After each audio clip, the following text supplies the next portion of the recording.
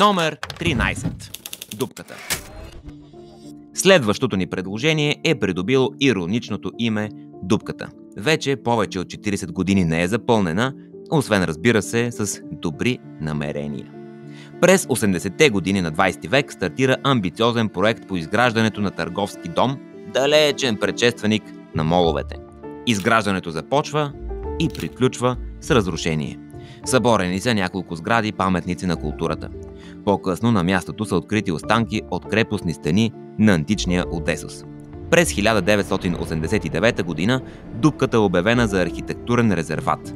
За да се осигури широк и удобен достъп на посетители, е превърнат в платен паркинг. Ако искаш да разгледаш археологическата забележителност, е необходимо само да имаш кола и да си платиш таксата за паркинг. Визуалният достъп на евентуални гратисчии бе прекъснат с изграждането на ограда от павилиони, а по-късно и пана за реклама. Предимства. Към общинската хазна постъпиха финанси от наемите за бараките, паркинга и рекламните площи, като в същото време варненци бяха мотивирани да си закупуват автомобили. Очакваме вашите идеи как да се запълни дупката с повече съдържание. Най-интересните предложения ще бъдат визуализирани от екипа ни.